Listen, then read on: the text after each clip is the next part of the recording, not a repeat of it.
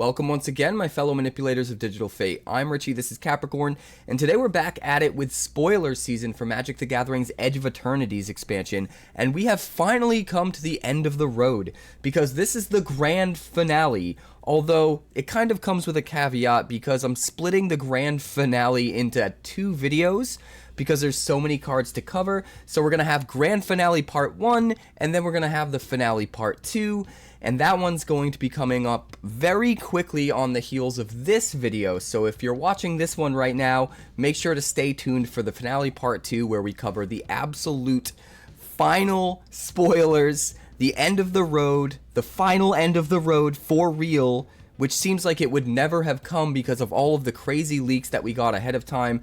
It just seems like this spoiler season has lasted forever.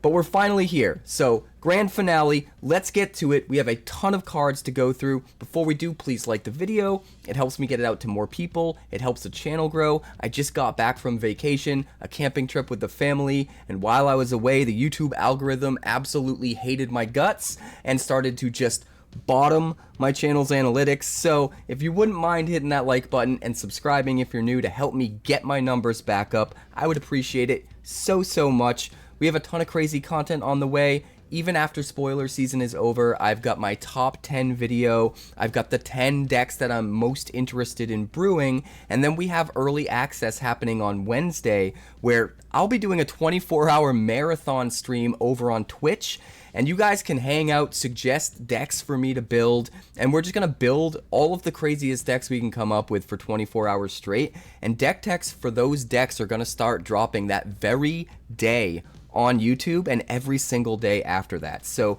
tons of crazy content on the way. Make sure you subscribe, hit the like button, do the thing. Let's dive in. First up, we have Focus Fire. 1 white for an instant. It deals X damage to target attacking or blocking creature, where X is 2 plus the number of creatures and or spacecraft you control. This is actually really good. At the very least, it's an instant speed 2 damage to a creature for 1 mana, even though that creature needs to be attacking or blocking. So it's kind of pseudo instant speed because you only really have a certain timing window to play it in.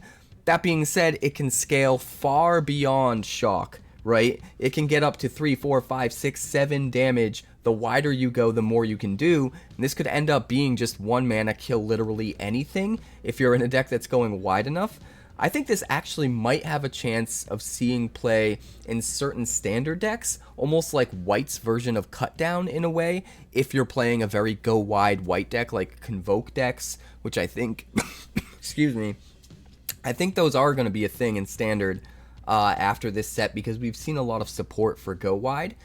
I wouldn't be surprised if this ended up making the cut in standard and being like almost feeling like Cut Down but in white, where it's just the go-to 1 mana removal spell for the color.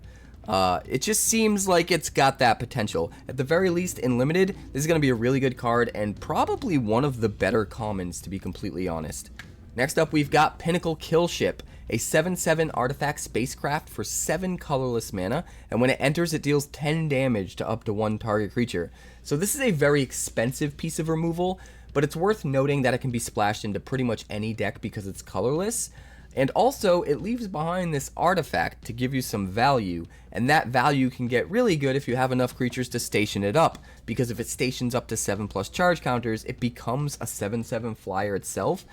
And the more I think about it, 7 charge counters really isn't that much in Limited. In Constructed, I don't really think this sees play unless there's some kind of crazy affinity for artifacts decks that, you know, you can get this out for super cheap or even free. If there are the right support cards to make this insane, and maybe on top of it you've got like 𝐼𝐿𝐼, which can, you know, you can trigger the 𝐼𝐿𝐼 and get rid of a non-creature permanent by playing a colorless spell here, stuff like that. There is potential for enough synergies to overlap to make this viable, but more than likely this is just going to be pretty good in Limited. And like I said, the best part about this card is just simply the fact that you can splash it in literally anything. So if you're coming up a little bit short on removal and you're desperate to snag something, this is a common. You can probably pick it up pretty late in the draft and put it to good use, and then actually have a win condition as well. Which a 7/7 flyer is nothing to scoff at. It will probably just win you the game if you can get there. And like I've said in previous videos, 7 mana is not actually as much as you would think it is in this set, because there's just so much ramp, so many mana rocks, so many lander tokens running around, that on average I think every deck is going to be ramping 1 extra mana than it otherwise might in a different set. And so I think that 7 is going to feel a lot more like 6, which is way more reasonable. I just think this card is really cool, and I'm excited to see how good it actually ends up being. But next up, we're moving on to the uncommons. This is Meltstrider Eulogist, a 3/3 insect soldier for 1 red and 2. Sorry, 1 green and 2. Clearly, I need more coffee.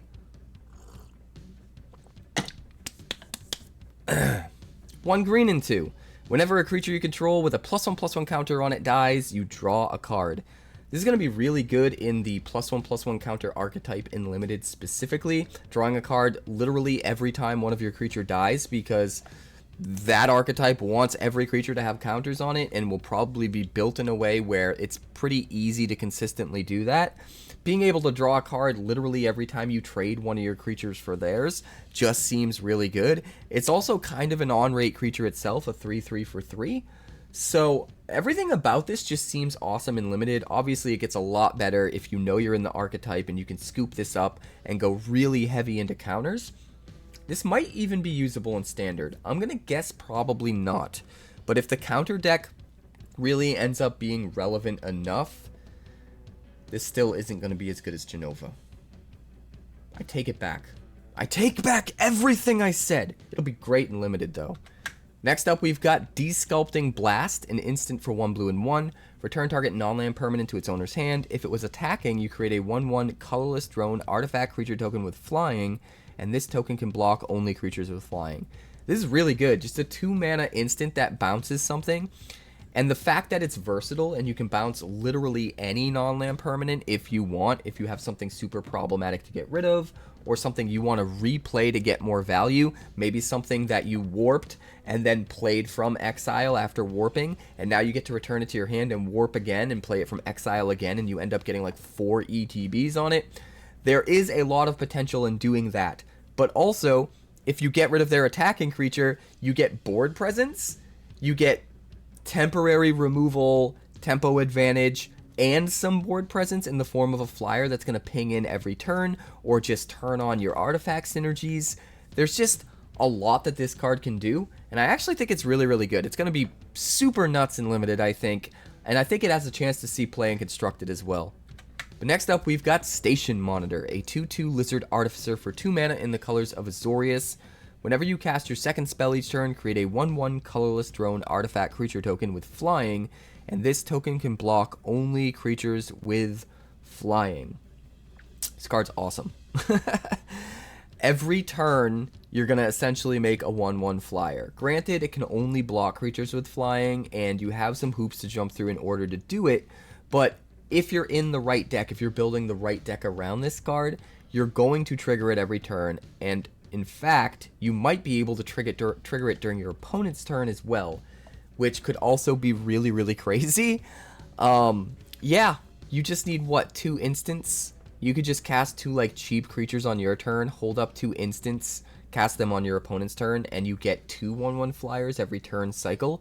But even if you're not going that deep to abuse it, just getting a 1/1 flyer every turn by double spelling seems like it won't be too difficult to pull off consistently.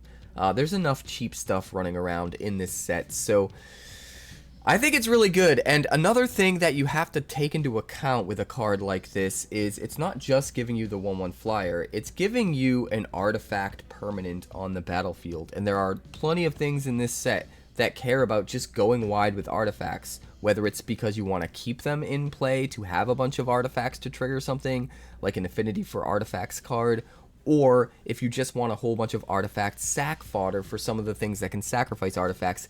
Either way, creating an artifact token every time you double spell has some value even outside of it being a 1/1 flyer, and then that's even better because it's a 1/1 flyer, potentially give you some chip damage to just get in every turn and eventually pull out the win if they don't have a way to stop you.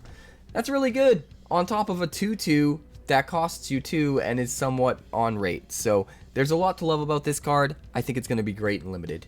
But next up, we've got Uthro Scanship. This is another one that was leaked early in one of the early leaked videos. And we covered this already, but I'll briefly go over it here because I do think it's pretty good. This is 1 blue and 3 for an artifact spacecraft. It stations up to 8+ charge counters and turns into a 4/4 flyer. But also when it enters, you get to draw 2 cards and then discard a card. And this is good for so many different reasons. Not only is it giving you card advantage and card selection, it can put things in the graveyard to enable graveyard synergies. And it's just putting an artifact on the battlefield to enable any of your artifact synergies. But on top of that, if you eventually get to the point where you have enough creatures to station this up to 8 charge counters, it can also be a win condition. And I just think the fact that this does so much in a very subtle way that's kind of easy to overlook makes this way better than I think most people will give it credit for. A 4/4 flying for 4 is pretty good, regardless of the fact that you need to jump through some hoops and tap down some otherwise useless critters each turn to finally get it up to that 8+ charge counters, which I do think in limited there are going to be a lot of opportunities for creatures to just be sitting there in a stalemate. Like, some of your creatures can swing through fine, some of them can't really attack because they're just going to get eaten up by blockers or whatever. They're also not good blockers because you're not going to want to block the things that your opponent's going to bother swinging in with. There are plenty of times where board states happen like that in limited, and just being able to take those creatures that would otherwise be useless and, you know, station up an artifact spacecraft every single turn until it eventually gets to like 8+ in this case, and becomes a creature itself, and then that creature does end up being relevant on the battlefield. I think that's going to come up way more often than people realize. I think that people evaluating the spacecraft are underappreciating them because they think that they're just too slow, and plan A can't be to take turns off stationing it. But I think plan B is so strong that I think they're going to be a lot better than people think. They're still going to be weak. They're going to have their weaknesses. They're going to give you some tempo disadvantages sometimes. But in the right deck, I think they're actually going to be better than people think. Next up, we've got Rayblade Trooper, a 2/2 human soldier for 1 white and 2. When it enters, you put a +1/+1 counter on target creature you control, and whenever a non-token creature you control with a +1/+1 counter on it dies, you make a 1/1 white human soldier creature token. This also warps for 2 mana. So you can warp it in for 2, use its 2 power to station a spacecraft, put a counter on something, and for the rest of your turn, if your creatures with counters on them die, they get replaced by tokens. Then this thing goes into exile, but then you can play it for 3 the next turn if you want, and put another counter on another creature. So you get 2 counters, plus the ability to get 1/1 tokens when things die, plus your 2/2 body to begin with, and 2 relevant creature types, which is easy to overlook, both human and soldier. Everything about this card just seems awesome. I don't know if maybe it might be a little bit slow. It's really going to depend on how the full deck that this gets included in looks and comes together. But I think there's potential for this to be really crazy and add a lot of value. Especially in, like, maybe if you're able to hybridize, like, the +1/+1 counter deck and, like, a sacrifice style, like aristocrat style deck. So you're putting counters on all your stuff, but then later on you have, like, sacrifice payoffs. You're gonna want to sacrifice all your dudes. If you have this out, you're getting extra 1/1 tokens every time you're sacrificing those guys to your sacrifice payoffs. I don't know if there's a deck that combines those 2 things in the same deck. Maybe Abzan, possibly, in limited. I don't know. But if a deck like that exists, I think this card could be really, really good in it. But next up, we've got Uthro Psionicist, a 2/4 jellyfish scientist for 1 blue and 2. The second spell you cast each turn costs 2 less to cast. This is just awesome, right? You play your cheap, like, 1 mana spell first, and then all of a sudden, just whatever you play after that's going to cost 2 less. It doesn't care what kind of spell. It doesn't say, like, non-creature spell or anything like that. Literally anything you cast as your second spell will cost 2 less. So you just cast your cheapest thing, and then you cast whatever you can with the mana you have left over for way cheaper than it should be. I think that's awesome. Even if you're not in the second spell matters style deck or archetype, I think this is still pretty good, because even if you're not planning to double spell because your spells aren't really cheap enough to do it, that second spell, getting that cost reduction, is going to enable a deck to double spell that normally wouldn't be able to double spell, if that makes any sense.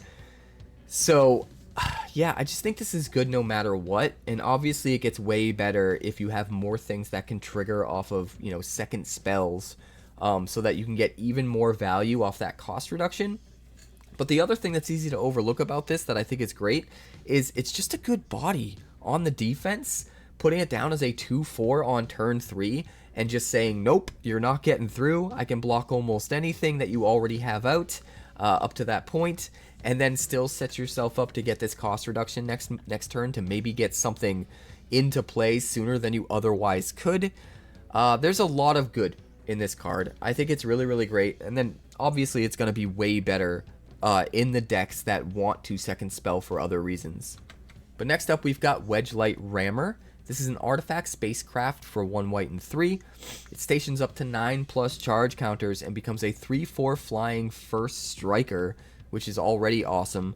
But also, when this spacecraft enters, you create a 2/2 colorless robot artifact creature token. I kind of love this card. Getting a 2/2 that can help station this every turn is way better than it looks. And I've said this in past videos about cards that help to buff up power in order to make it easier to actually station them up to the charge counters they need to become creatures themselves. I think those spacecraft are going to end up being a lot better in the long run than most of the spacecraft, and better than most people realize, because you're sort of getting the extra power you need to put aside to station this, so you're not really losing like tempo. You're not getting a tempo disadvantage to station this thing up. If you've got, say, like in the case of this, if you've got a bunch of creatures out that you want to be swinging or blocking with every turn, this makes a 2/2 robot, and you can just use that 2/2 robot to station it each turn and eventually get there. Or if you're desperate, you can use that 2/2 robot as a body when you're attacking or blocking or whatever and hold off, but you have that versatility. You have a 2/2 that you wouldn't have otherwise had if you didn't cast the card. And we've seen other spacecraft that like make your creatures bigger and stuff like that, and I think those kind of work in a similar fashion where, because you're making your creatures bigger, you can afford to maybe tap one of them to station up this dude, and you're maybe stationing it the same amount that would normally take like 2 creatures to do, which means you can keep one of those creatures attacking or blocking or doing whatever else you want to do with, and not feel like you're at as big of a tempo loss if you're trying to prioritize stationing this thing up to 9 charge counters. And that's really kind of a mindset that can be applied to all of the spacecraft. I just think they're all better than they look. They are still going to be somewhat problematic. They are going to be slow. You are going to be at a tempo disadvantage when you're trying to station them. All of these things are true. And they're not going to be like amazing because of that. They are going to take a hefty investment, and then they can just die to removal, right? But I still think a lot of people that are seeing it in that light are underestimating how useful they'll actually be. I still think they'll be better than most people realize, and I'm excited to give them a try. But next up, we've got Tractor Beam. 2 blue and 2 for an enchantment aura. Enchant creature or spacecraft, and when it enters, you tap the enchanted permanent. You control the enchanted permanent. Enchanted permanent doesn't untap during its controller's untap step. This is really interesting. It's basically control magic, except it can also take a spacecraft, except it taps it and doesn't let it untap, which is really, really weird. There is still use in actually gaining control of the thing, right? You can have ways to untap it yourself. That would be the best way to do it. You also just gain control of abilities that maybe don't care about tapping. Like if you have a spacecraft that says whenever you attack, deal 100 damage to whatever you want, you steal that. Like, sure, it's tapped. You can never turn it into a creature and participate in combat with it itself, but like you can still turn on that ability. You can still start doing 100 damage to whatever creature you want when you swing. things like that are going to be more useful than they seem. So at the very least, being a 4-mana thing that gets rid of any creature or spacecraft in blue, it's just almost kind of straight up removal, except that they can't reuse it from the graveyard. They can't do any of that type of stuff that you would normally be able to if it was traditional removal, like black or white, whatever, burn from red, whatever removal would normally destroy something and put it in the graveyard. It does basically the same job as that, except there can be upside sometimes. You know, you deny your opponent using the graveyard, you gain access to potentially any activated abilities or triggered abilities, stuff like that. All of that is relevant. But at the end of the day, like, if you just look at this as, oh, it's blue hard removal, I think that's kind of good enough, because blue has a tough time having actual, realistic, full-on removal. And usually blue tries a lot of different ways to have things that are stand-ins for that, like stuff like this that taps down a creature, but stealing it is just that much better, because even if they've got some tricky way of untapping it, it's not going to be relevant if you take the thing. So I actually think this card's really cool. It's a little bit overcosted if it's just removal, but I think because there's so many different activated and triggered abilities in this set, I think gaining those abilities because you're gaining control of the thing is going to be way more relevant than it might seem right now, and I think this card will actually be really good. Next up, we've got Honor, a sorcery for 1 white mana. You put a +1/+1 counter on target creature, and you draw a card. Cantrips are amazing. Honestly, cantrips are amazing, and in this set we do have plenty of archetypes that care about +1/+1 counters, right? We're going to have color combinations where that is super relevant, and we definitely have decks that are going to be relevant in that way in Standard for sure. So having a card that just is super cheap, just 1 mana, cantrips itself, draws into the next card, triggers prowess, like all that good stuff, and gives you lasting value in the form of that +1/+1 counter that can give you synergies for decks that care about +1/+1 counters. It's a lot, I think. I think it's really easy to look at this card and overlook how much it does, because all it does is give a counter. But really what it does is spend 1 mana to be more efficient and cycle through your deck, and then it just gives you some extra value in the form of a counter as well as just like gravy. And that's amazing. I think this card, I mean, it's not opt, right? But in decks that care about counters, it might be better than opt. It's just great. It's gonna be good. You'll see. But next up, we've got Invasive Maneuvers, and I think this is another one that leaked early in one of the leak videos that we covered. This is 1 red and 1 for an instant. It deals 3 damage to target creature, or it deals 5 damage instead if you control a spacecraft. You don't even need that spacecraft to be stationed into a creature or anything like that. You literally just have to control one, and this is 2 mana, instant speed, 5 damage. This goes a long way towards helping to incentivize actually using spacecraft in your decks. But even if you don't have a spacecraft, 3 damage at instant speed for 2 mana is pretty much on rate. Sure, you have to hit a creature with it. You can't just hit any target like Lightning Strike. But the chance that if you happen to draw into one of your spacecraft and play it, this just instantly goes to 5 damage and still only costs 2, and it's still instant speed, that's a lot of potential ceiling.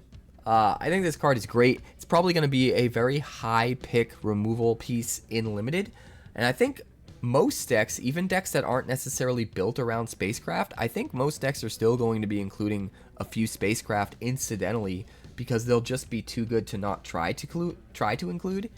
And that makes this card all that much better, because even if plan A isn't like, oh, we're in a spacecraft deck and we're always going to get to 5 damage, the fact that maybe sometimes you can still get there is really good, on top of it always doing 3 no matter what at the very least.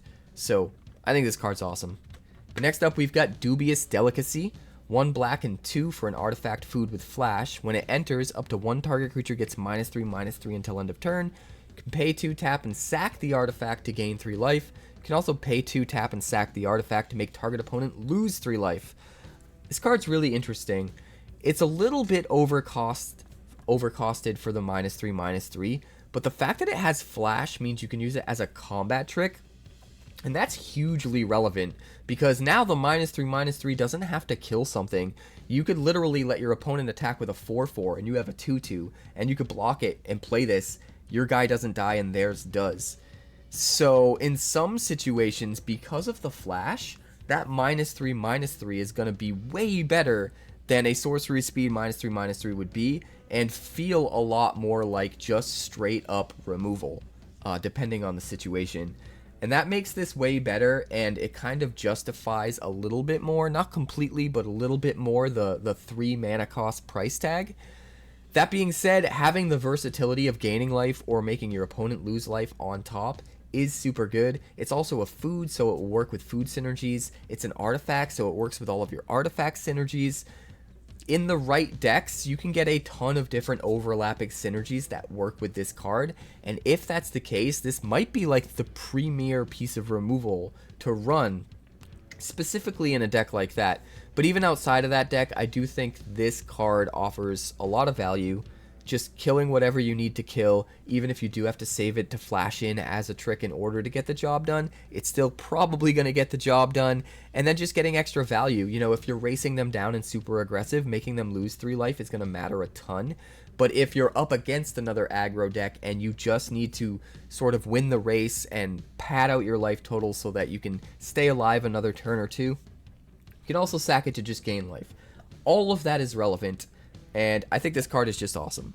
I say that about every card. I think they're all awesome. What can I say? Next up, we've got Larville Scoutlander. This is another one that leaked early in one of the early leaked videos that we did a couple weeks ago. This is a green and 2 for a 3/3 flying artifact spacecraft that needs to be stationed up to 7+ charge counters in order to turn into a creature. But the best part about this is that when it enters, you can sacrifice a land or lander, and if you do, search your library for up to 2 basic land cards, put them onto the battlefield tapped, and then shuffle. I've already said a lot about this card, but I'll repeat the key points here for you guys that haven't seen my leaked videos. This is amazing. The fact that you don't have to sack a land, you could sacrifice a lander token and gain some tempo advantage by not having to dump extra mana into that lander token in order to get the land.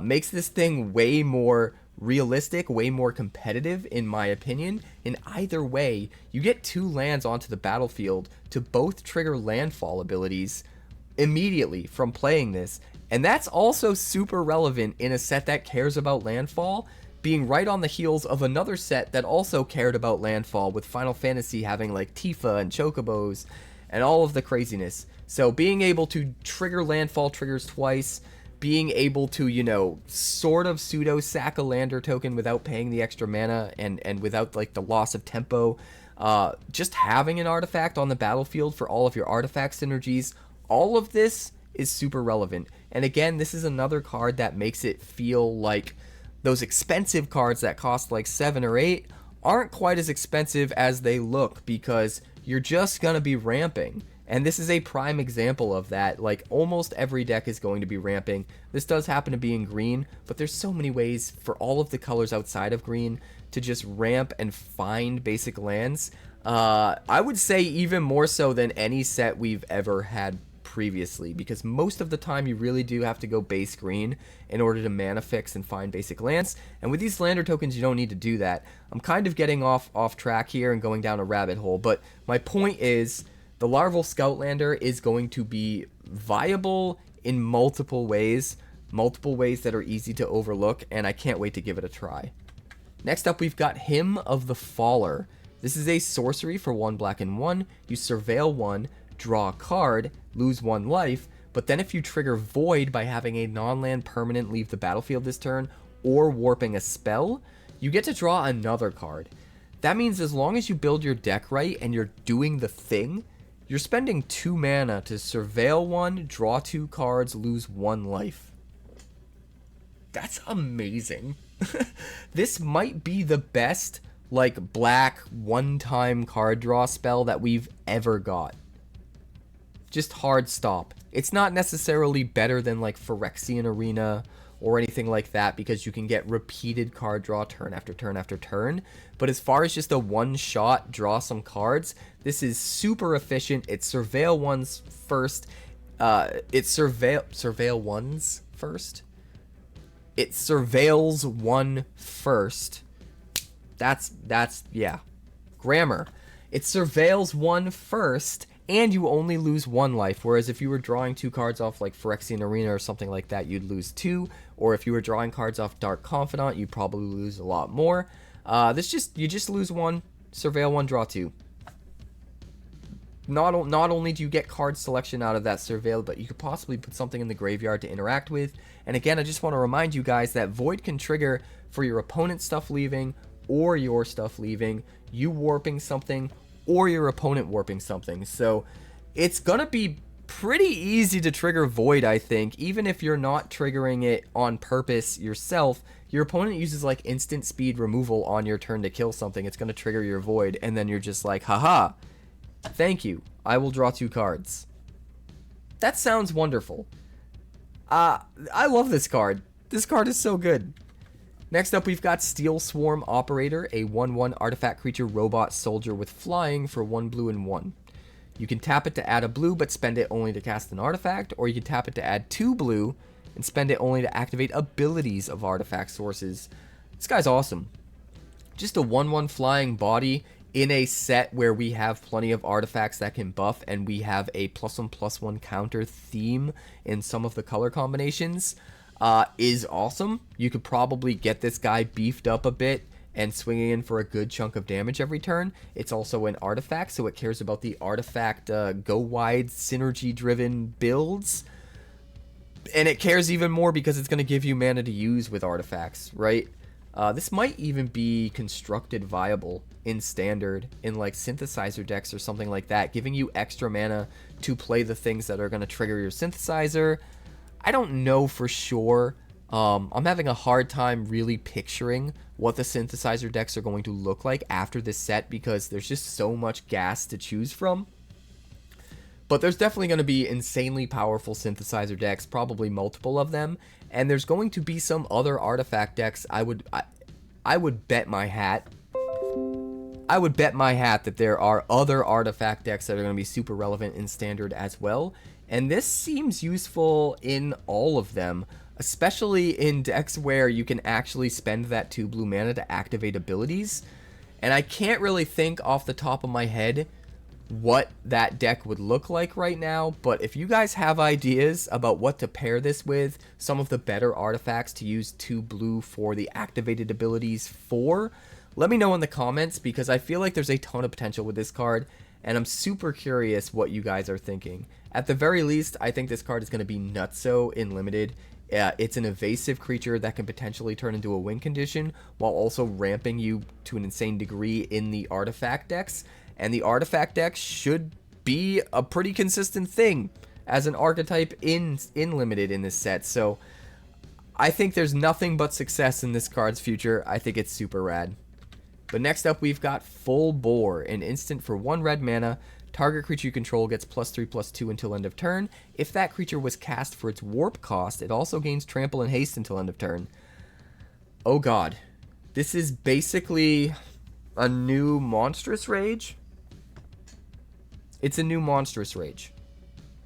The difference is it only gets trample if you warped the thing. And the trample doesn't stay no matter what. But the upside is you can also give haste, and you give one extra toughness over what Monstrous Rage would. And that seems wonderful. So you warp in a big nasty for like 2 mana, and then you full bore it and swing for an insane amount of damage, trample, right away. And you probably get some ETB value off the thing that you're warping as well. Yeah, everything about this seems nuts. But I like that you have to be into warp to get the most out of this card. You're not going to get the trample, you're not going to get the haste. If you're playing it in just a normal mono red deck, it's just going to be 1 red instant for +3/+2. And that's fine, right? It's really the evasion in the form of trample that was problematic for Monstrous Rage. And so I think this card is fine. It's a fine replacement for Monstrous Rage without being too good. And if mono red does end up running a warp critter or two, I could see this being like a key 4 of in the deck moving forward, just to normally use as just a normal pump spell, but sometimes things line up where you get to warp something out and get even more value out of it. If the mono red deck ends up tweaking itself and going in that direction, I think this will be included. There could also just be a really crazy warp deck, and it runs this card, because all of your warped critters have the potential of getting +3/+2 trample and haste for 1 mana.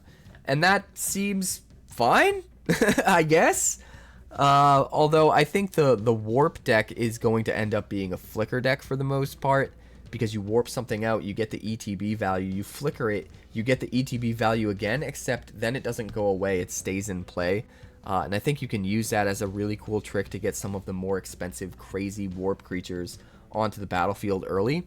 I'm excited to brew something like that for sure, but there's definitely potential for this card to have a home in a different kind of warp deck, or in a mono red deck that just maybe incidentally includes a warp creature or two, so that every now and then this will be even better than just the +3/+2. I think if you at least have that, it might be worth including in that deck. We're gonna have to wait and see, but interesting card. Next up, we've got Meccan Navigator, a 2/1 artifact creature robot pilot for 1 blue and 1, and whenever this creature becomes tapped, you draw a card and then discard a card. Honestly, not too bad. It's not super good. 2 power for a 2 mana thing that is almost always going to die in combat because of the 1 toughness. They can trade a 1/1 creature for it. Worst case scenario, they can trade one of their 2/2 robot tokens for it.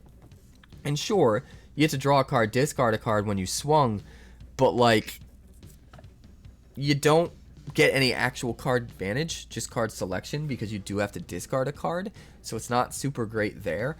I think the one deck there where this could be really good, and the reason why this seems like it's understated for a 2-drop that's an uncommon, is because it can be really good with Station.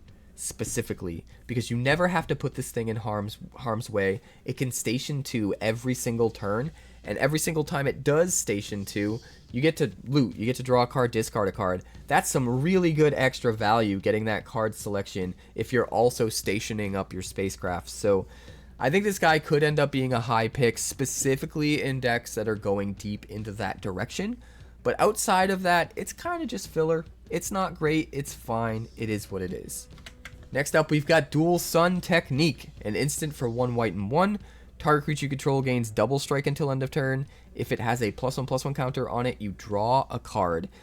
I saw this card leaked and we couldn't see the entire text of the card, and a lot of people were thinking this was going to be an aura, and I specifically said there's no way this is going to be an aura because the frame doesn't have the enchantment frame that they said they're going to start using on all enchantments moving forward. But a lot of people disagreed with me, and they thought for sure this was going to be an aura. It feels really good to be right. It's not an aura. It's an instant, just like I thought it would be. I was thinking it would be an instant or a sorcery. Double strike until end of turn, and then if it has a +1/+1 counter, draw a card. Pretty valuable. This can be a combat trick, kill a dude before they hit you back with Death Touch or something like that. It can also just be a way to double up your damage to Alpha Strike for the win. Something slips through unblocked, and then their opponent takes double damage, which they didn't expect, and maybe you just win the game. But also in the +1/+1 counters matters deck, it draws a card to replace itself. So just like the card we already saw that gives a counter and draws a card, this is going to be really good for that reason. It's versatile. It can do what you need it to do. You can use it defensively. You can use it offensively. You can use it to just get an extra card, save your dude in combat. Depending on the board state, there's a lot of different ways you can use this, and I like that. But drawing a card is always good. So I think this is going to be a much higher pick in the archetype in Limited that's specifically tilted towards using counters, where you consistently get that card draw no matter what. I think in that deck, this is going to be a very, very high pick. But I think outside of that deck, this might be a fine combat trick, but not anything super insane that you're going to want to grab super early. Next up, we've got Cerebral Download, an instant for 1 blue and 4. Surveil X, where X is the number of artifacts you control, and then draw 3 cards. that seems fine. The fact that it's instant speed means you get to hold up interaction, counter spells, removal, whatever, and you only play this if it's in your best interest to play this, if you don't need to use any of that interaction. And that's where this thing gets really, really good. Obviously, it's going to only really see play in decks that are super wide with artifacts, because the more artifacts you have down, the more cards you get to surveil. I almost wonder if drawing the 3 cards might be the least relevant part of this card. There's just something nagging at the back of my brain that makes me think that the potential to be able to surveil like 10 or 15 cards could be nuts. If there is a deck out there that goes super wide with artifacts, but also cares about the graveyard and setting things up to use from the graveyard, this could be absolutely bonkers in that deck, where in one fell swoop, sure, it cost you 5 mana, but you filled up your graveyard, you enabled all of those synergies because you're so wide with artifacts, and you're drawing the optimal 3 cards off the top as well that you surveilled to the top, and getting exactly what you need. Is this a combo piece? Does this just find you the last pieces of your combo and set yourself up with stuff in the graveyard if your combo uses your graveyard? Maybe.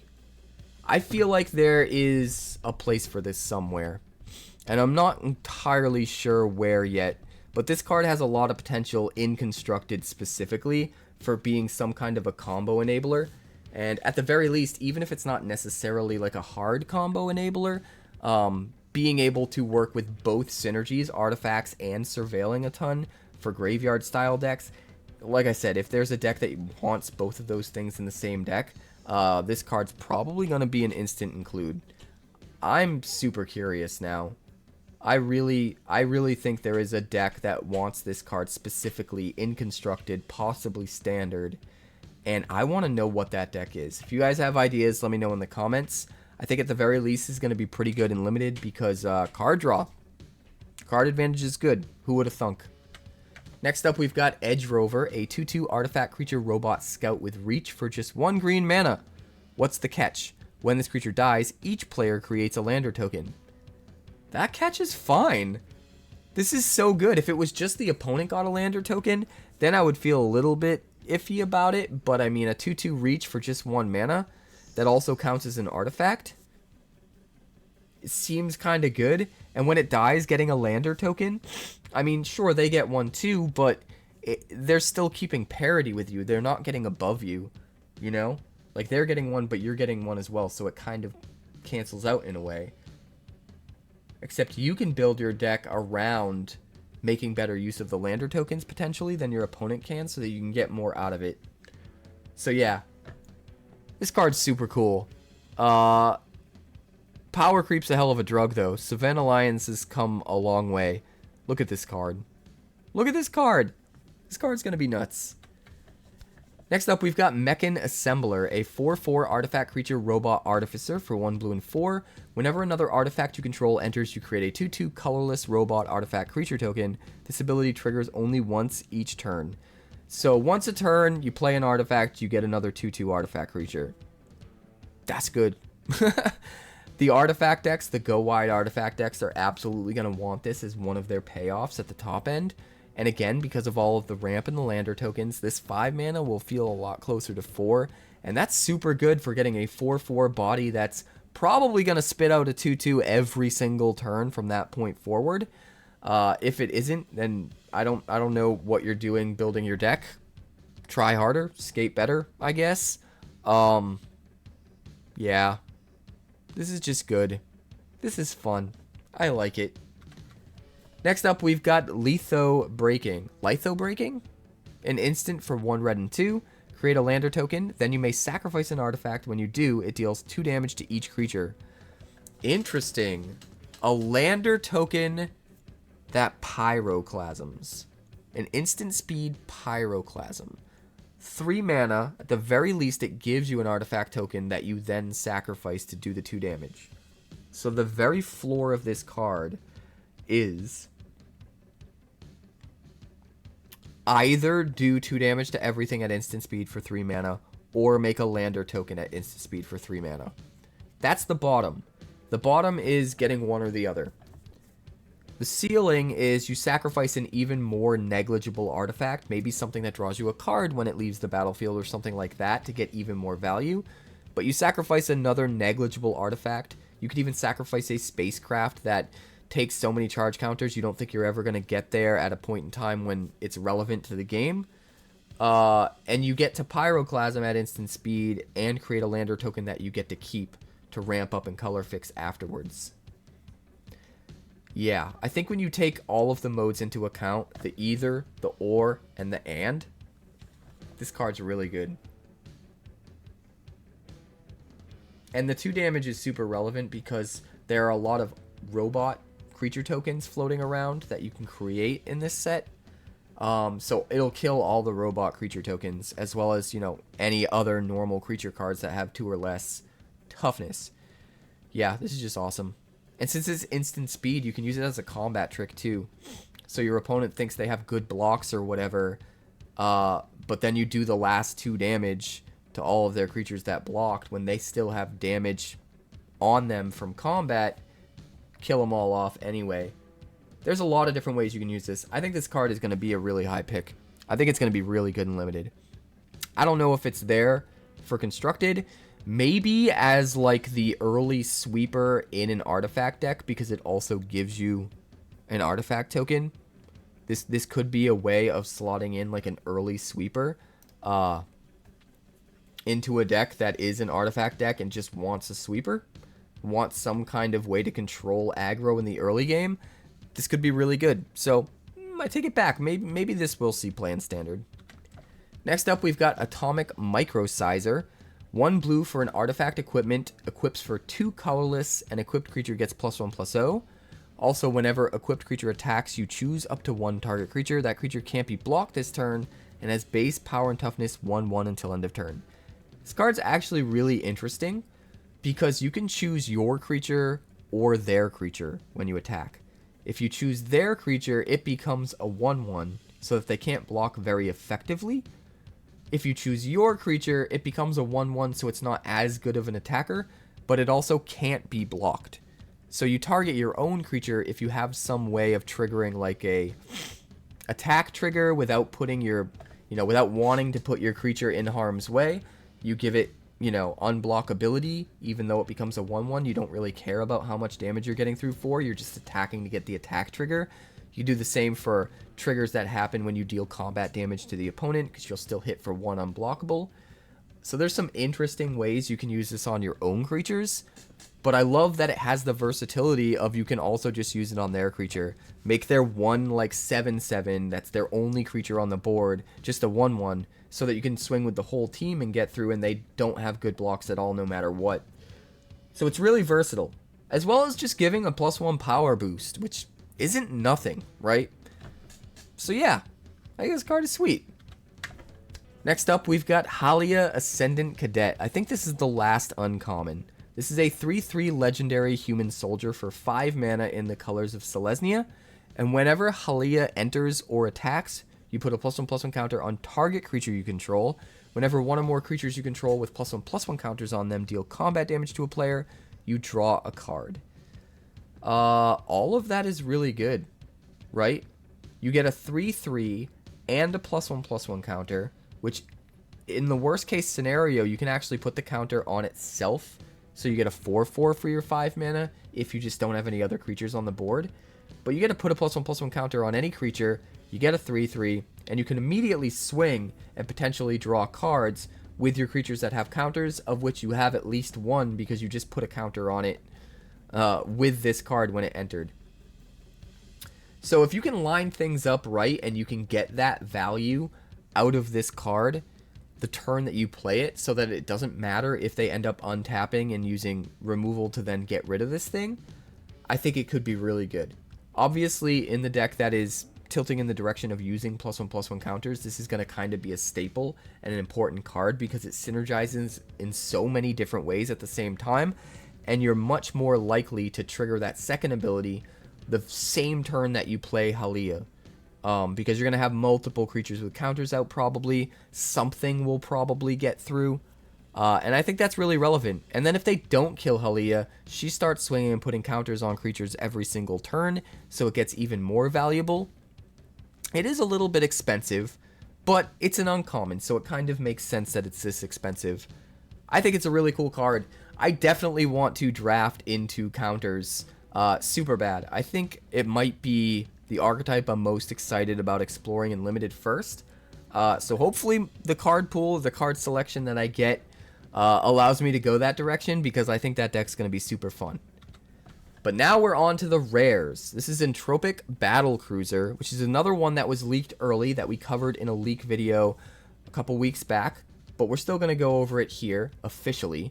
This is 1 black and 3 for an artifact spacecraft that stations up to 8+ charge counters in order to become a 3 ton, it might as well be 3 tons, a 3/10 flying, death-touching creature that has, whenever this spacecraft attacks, each opponent discards a card.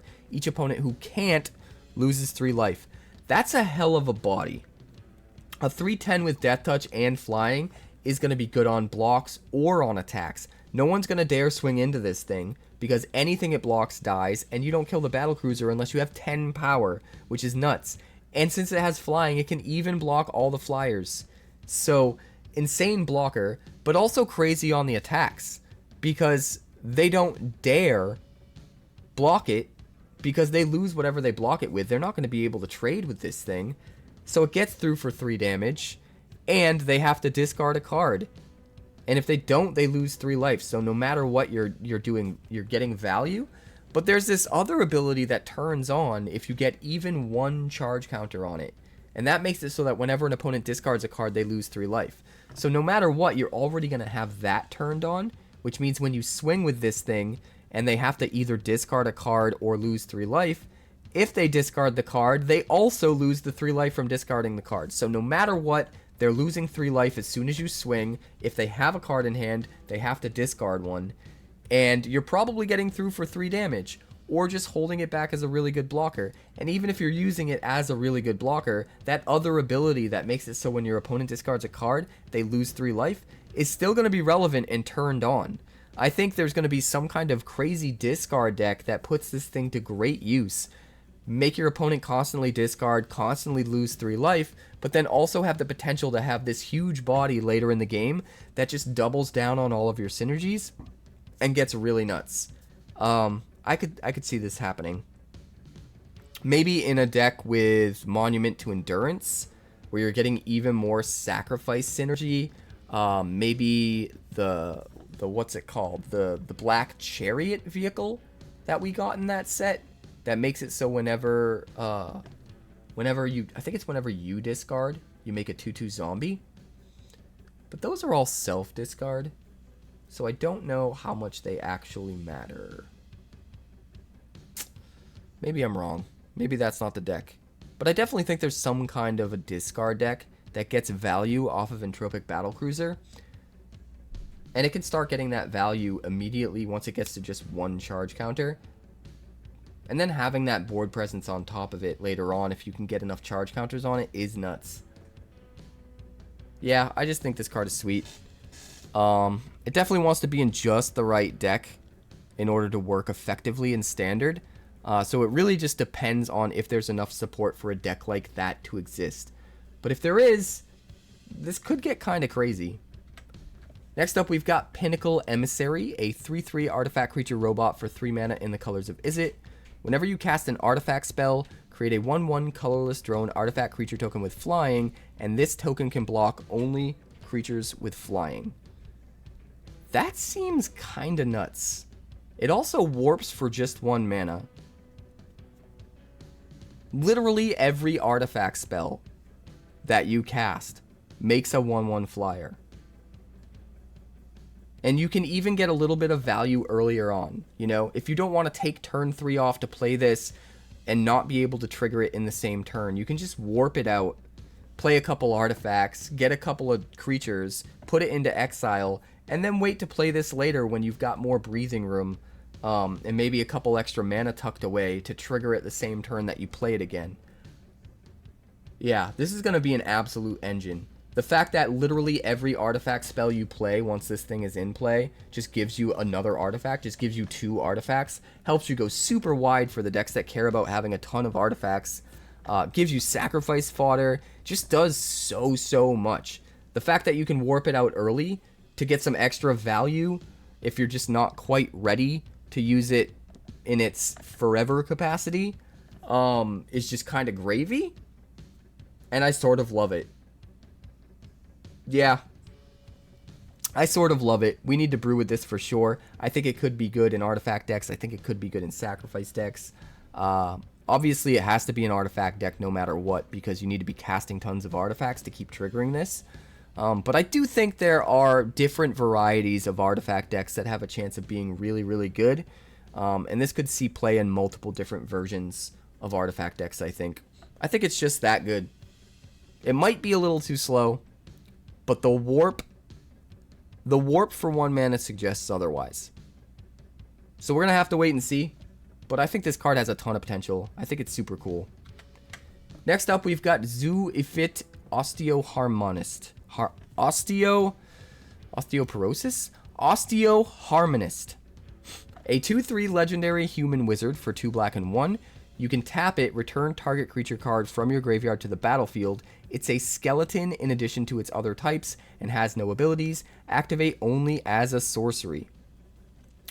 So what's cool about this is it returns literally anything. And sure, it gets rid of all of the abilities, but maybe that doesn't matter in a Flicker deck. I've been going on and on in multiple videos about how poised I think Flicker decks are for making a comeback. There's just so many ways for them to get value in this set, and this is a prime example. Like, bring back your nasty huge creature and go, oh no, it has no abilities, but then flicker it, it comes back into play as the normal version of itself, and it gets all of its abilities. And then next turn, you can just tap this to return something else. You can return something every single turn.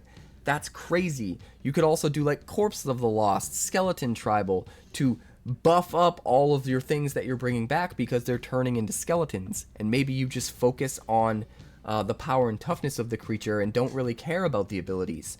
You could also use this with Agatha's Soul Cauldron to give all of your creatures that have counters this ability to just bring back everything from your graveyard. Just go completely ham. Bring back a bunch of stuff all in the same turn by tapping a bunch of creatures. There are so many ways to use this card, and I cannot wait to brew with it. So I'm super curious what you think the best version of a deck using this card would be, what you'd like to see me try to build during early access, because we are absolutely brewing with this during early access.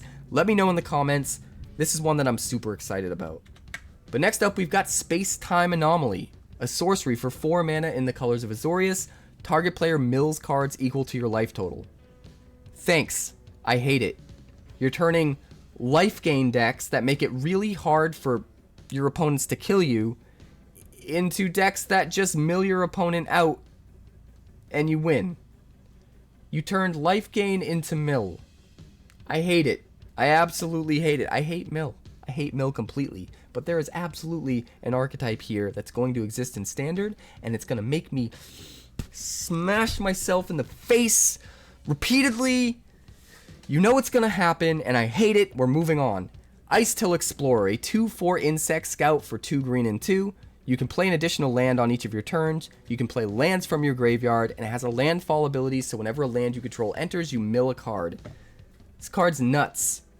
If you're playing a land and then triggering milling a card, you could end up milling a land so that that's your second land you can immediately play from the graveyard with 𝐼𝐿 Explorer. It kind of enables itself, but you can make that even crazier if you're using like Surveil lands. So you play it, you trigger the landfall, but you also trigger the land's own Surveil ability, so you're increasing the chances of hitting another land while surveilling, and then you're playing that land, which also can surveil when it enters from your graveyard, and then you're surveilling again and triggering landfall again and getting more things in the graveyard to gas up on with later. It could get really, really nuts. And then you throw Hedge Runner? Hedge Ripper? Hedge Trimmer? One of those. The hedge vehicle. The hedge vehicle just basically lets you double down on all of this, right? It lets you get lands from your graveyard.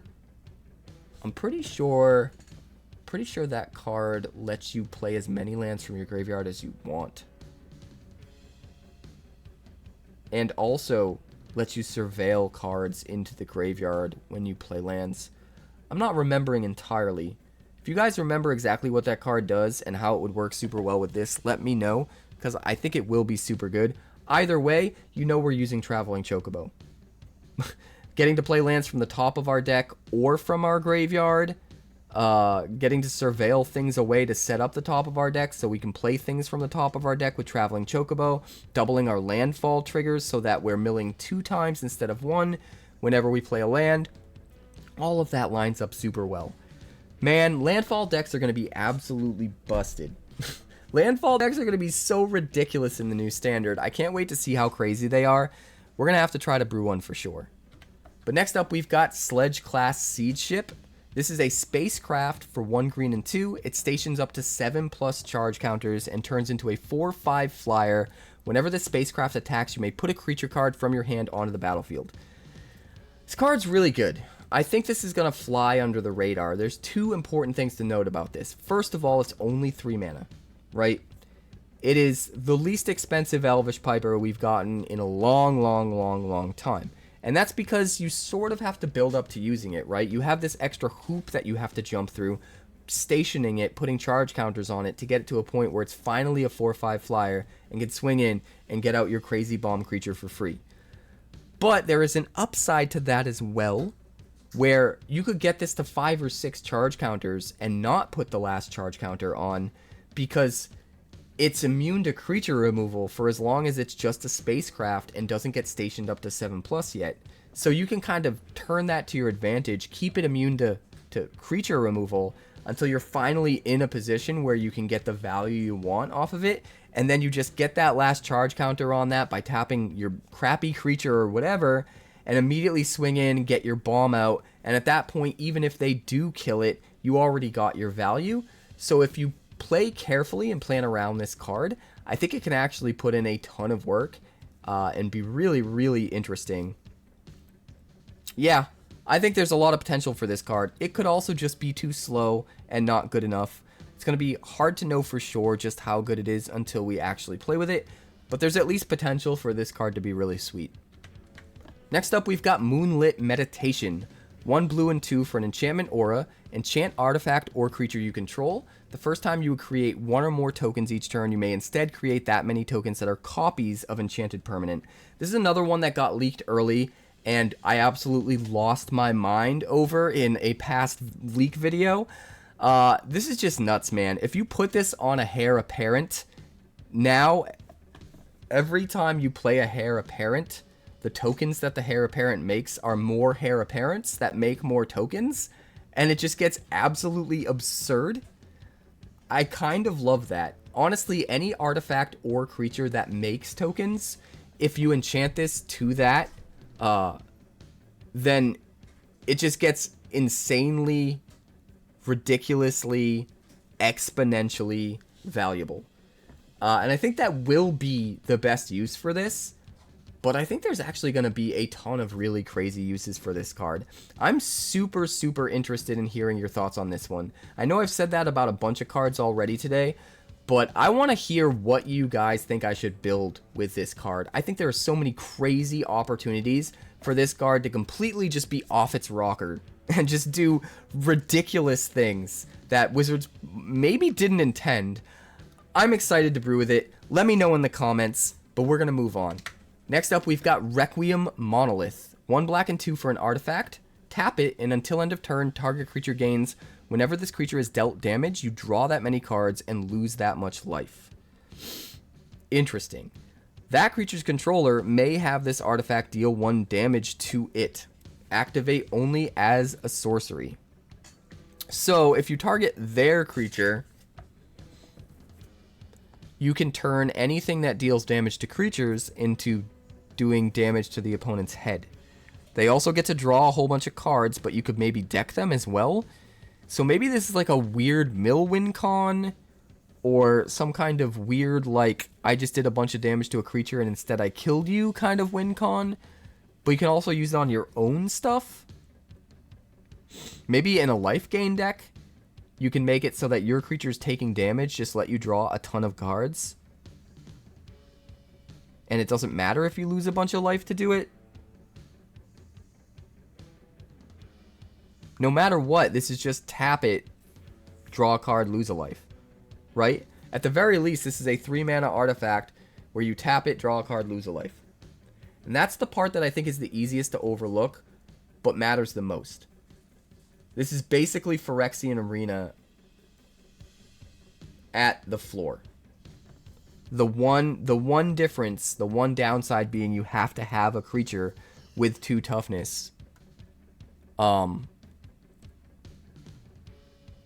Yeah, you have to have a creature with at least 2 toughness before you can start utilizing it. Because then, you know, you tap this, you ping your 1 creature, it doesn't die, you draw a card, lose a life. So it basically would function exactly like a Phyrexian Arena every turn, draw a card, lose a life, draw a card, lose a life. And one of your creatures is, you know, has 1 less toughness, essentially, in combat, which is a slight downside. But then the upside is that you can scale it. And if you know, your creature dies in combat, takes a bunch of damage, as long as you're not worried about losing the life, you're drawing a ton of cards. So in some situations, it might feel a little bit like Necropotence.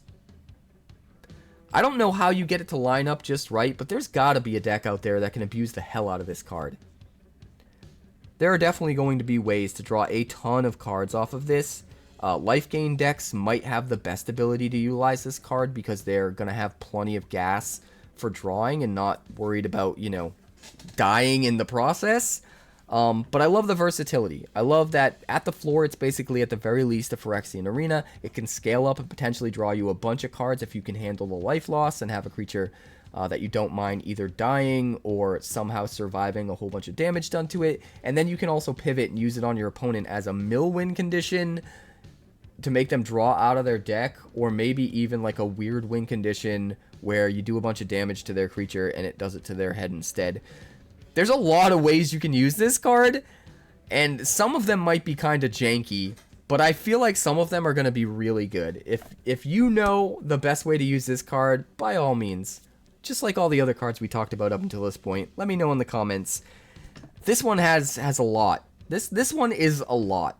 There's going to be some deck out there that makes this card insane. I can just feel it in my bones. I just don't know what that looks like yet. Next up, we've got Lightstall Inquisitor. This is just 1 white mana for a 2/1 Angel Wizard with Vigilance. And when this creature enters, each opponent exiles a card from their hand and may play that card for as long as it remains exiled. Each spell cast this way costs 1 more to cast. Each land played this way enters tapped. Interesting. So it's a 2/1 Vigilance for 1, and it just taxes them. It taxes them by 1 mana. It also forces them to play it from exile.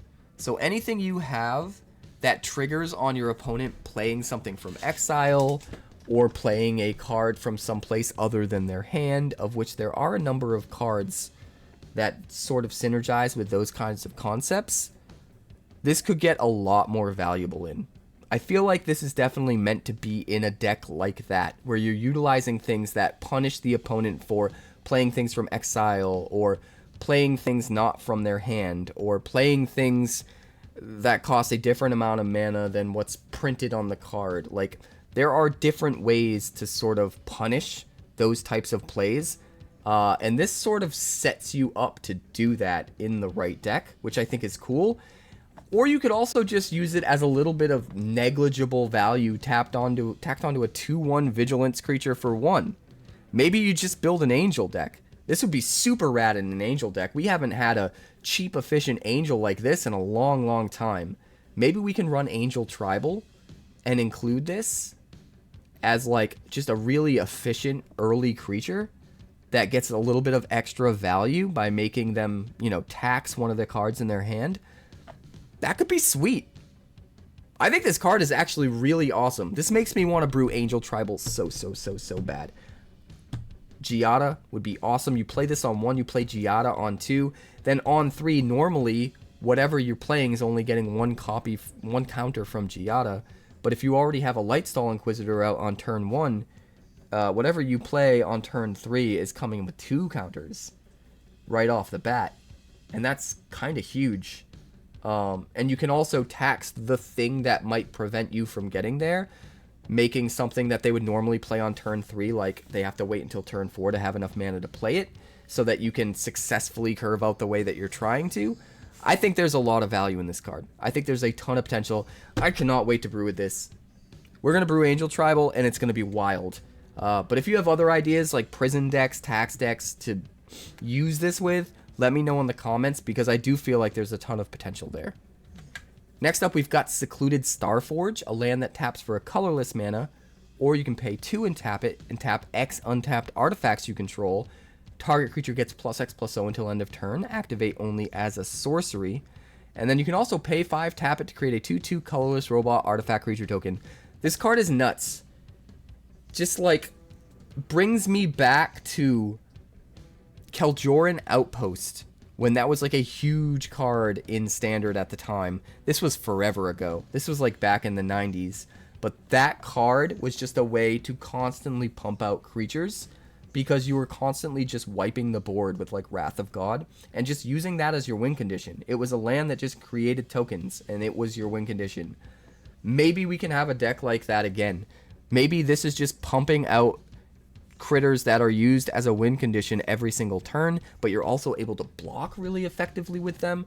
You can also just like give one of them a huge buff if you're in an artifact deck, and even if you're not in an artifact deck, if you use this like 5 turns in a row and have 5 2/2s, you can then use the 2 mana ability, tap 4 of them to give one of them +4/+0 and swing with a 6/2, force them to have to trade with one of their big relevant threats, and then still have your 4 2/2s left behind to do it again the next turn. Yeah, I think there's a lot of potential for this card. And it's another example of how prominently Wizards is pushing for a colorless deck to be a real thing. Because once you get to the cards you need for colorless as an archetype in Standard to actually exist and be a real thing, obviously using Ugin as a way to remove all of the threats on the battlefield every time you're playing colorless stuff, the closer you get to that, the more cards we see coming out, the closer you get to that. And a card like this becomes that much more relevant, because as soon as we get to a deck like that actually being realistic and competent and consistent and competitive, this card is going to be an auto include 4 of in every single one of those colorless decks for sure. It's super versatile. Just the creature factory alone is pretty nuts, but the fact that you have even more value tacked onto it as well makes it even crazier. This card is going to be hugely important in future Standard. I don't know if we're there yet. I don't know if there are too many decks that can afford to have enough colorless lands in their mana base to include something like this, at least more than a one of. Maybe a monocolored deck could make great use of it. It's hard to say, but at the very least, I promise you at some point, this will become super relevant in Standard. And be really important in the colorless decks. I think Pumpkin agrees. She's getting up to no good. Do not play with my microphone. I need to record with the microphone. I know you're hungry and you want to snuggle, and this is a long video. We're almost done. You will wait. You can stay right here. But next up, we've got Pinnacle Starcage. 2 white and 1 for an artifact. When it enters, exile all artifacts and creatures with mana value 2 or less until this artifact leaves the battlefield. So it's already sort of like a fixed temporary lockdown. It doesn't hit enchantments, so you can't use it in the Esper Pixie deck to, you know, exile all of your own enchantments that force your opponent to discard or sacrifice, and then somehow lift the lockdown and get them all to come back and make your opponent do it all over again. You don't get to do any of those shenanigans. But at the same time, it is slightly better in some ways, even without getting into the second ability yet, because you could dodge your own enchantments and keep them in play. Things like High Noon, you could play this in a High Noon deck, and it won't exile the High Noon, and that's going to make your opponent's life a living hell. Also, since it's an artifact and not an enchantment, you can flicker it. So you can just keep exiling things every few turns by just using a flicker spell. Most flicker spells these days will not hit enchantments. They made a big change to how they do flicker spells in that way when sagas were first introduced in Dominaria, because they didn't want you to keep resetting sagas for little to no mana. And this sort of gets around that. You can absolutely flicker this with the vast majority of flicker spells that are in Standard, and that is super, super exciting. As if all of that wasn't enough, 8 mana, which is a lot, but it is a mana sink for when you run out of gas later on in the game. You just put each card that's exiled with it into its owner's graveyard, and then make a 2/2 for each one. You get a bunch of 2/2s for all of the stuff that you exiled. Which, now that I think about it, is even better in a flicker deck. Because every time you flicker this, it's going to pick up more and more and more things. It's not like the things that it originally hit are gone for good. They come back into play, and then they get exiled again. So every time you flicker this, it's just building up more and more and more things underneath it.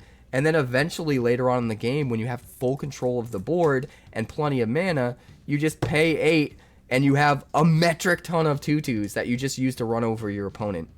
Everything about this card is awesome. It's very, very scary, and I think it's going to be a very, very important card in Standard, for sure, as soon as this set comes out.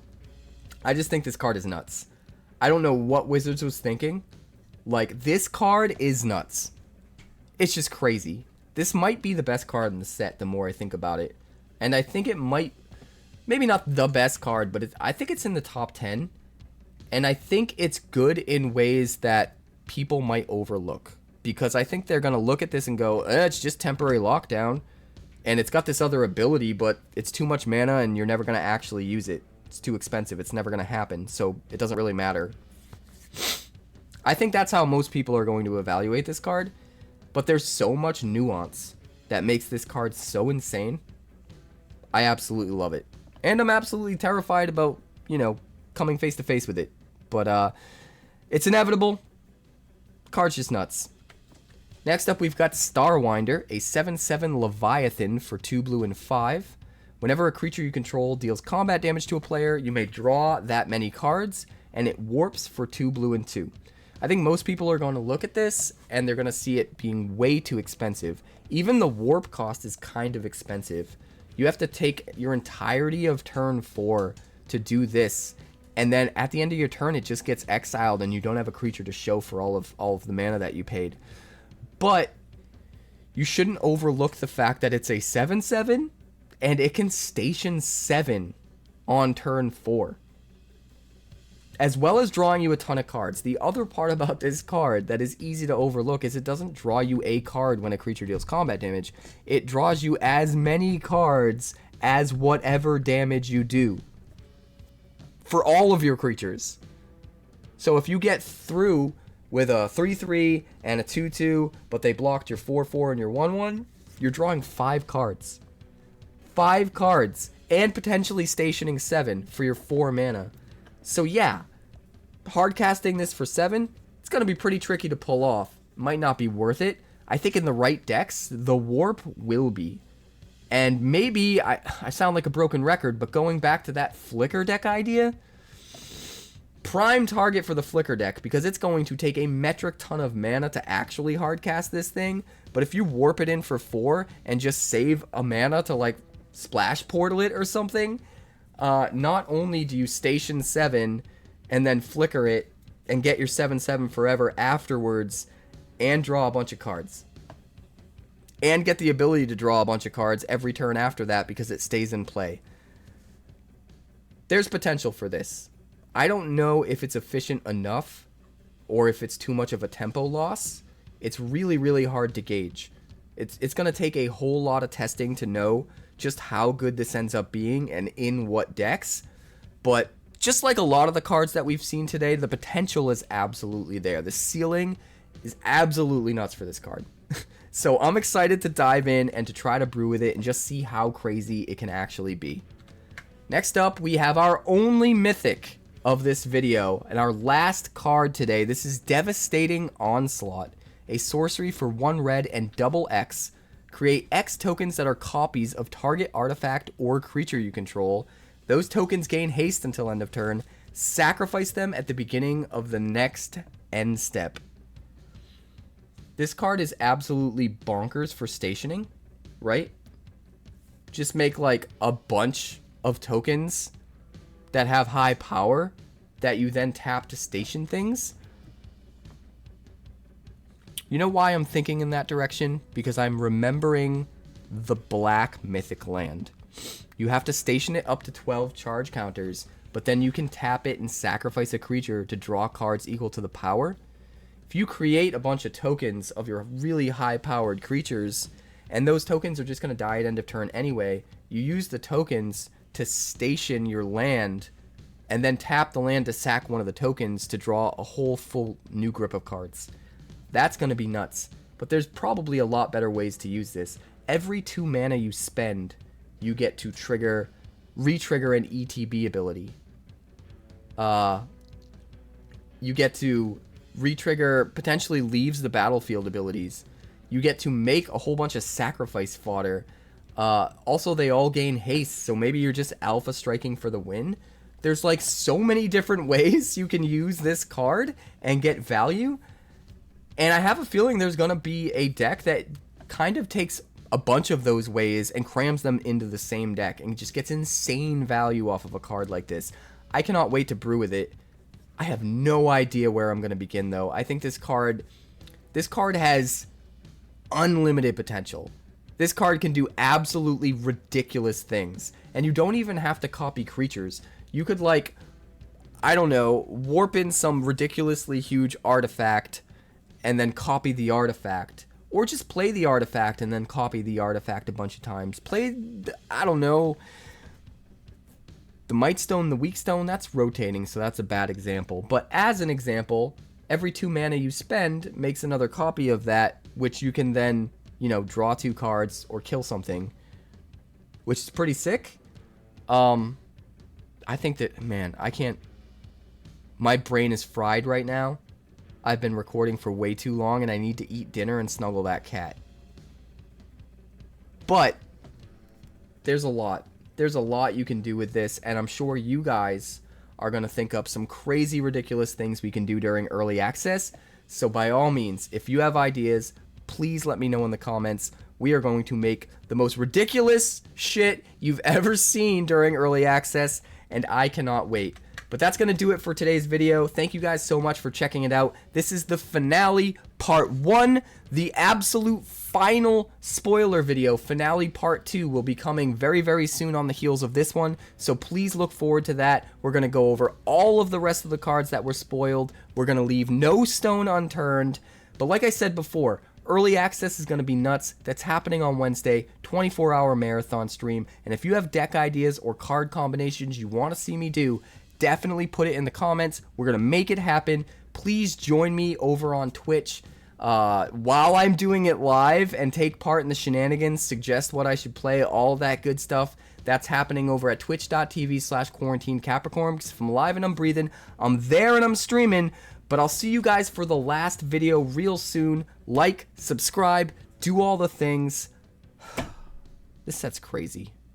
I'd like to thank the sponsor of today's video, Wonders of the First. Wonders of the First is a brand new collectible card game similar to games like Magic the Gathering, Yu-Gi-Oh! And Pokemon, featuring a unique action-based resource economy that helps avoid pitfalls like Mana Flood or Mana Screw, and a battlefield containing multiple realms that unlock over time as you fight for control of the stones. The first 400 card set is called Existence, and they've even partnered with Star City Games to host their competitive play tour at every single SCG-Con event starting in August. The game contains alternate borderless art variants, as well as highly sought-after limited edition numbered prints, culminating in a one-of-one stone foil. And the best part is that the developers have a community-first approach, with a card database and deck builder available via Cardio, as well as a version of the game available on Tabletop Simulator, all for free. For more information, be sure to check out wondersccg.com today. That's wondersccg.com.